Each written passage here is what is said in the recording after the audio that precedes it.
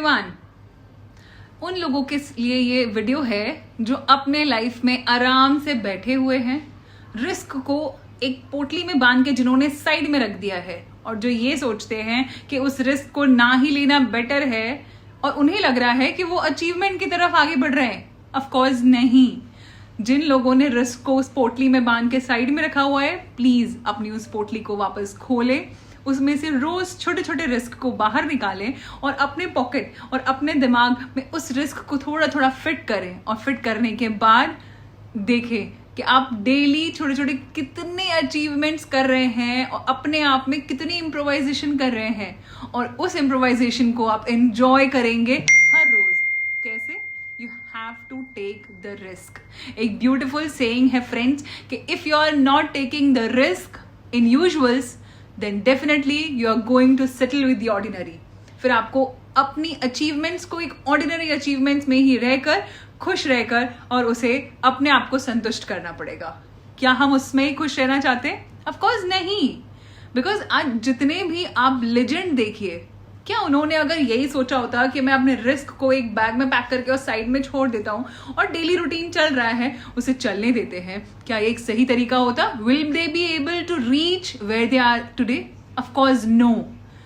They tried to take the risk, they left their comfort zone, they came out of it and they tried doing the things that they are just not willing.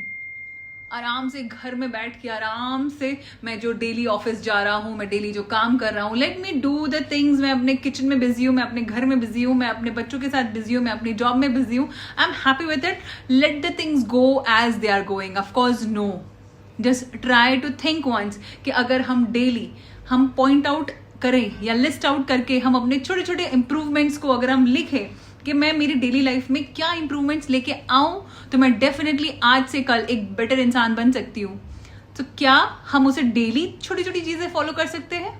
Yes. और उस follow करने के बाद जब उसे हम follow करें, definitely आप नोटिस करेंगे कि उसमें से you are improvising yourself, you will be loving yourself the way you are working yesterday and the way you are working today. There will be a huge difference. You will be able to find that and you will be loving the risk that you are taking daily।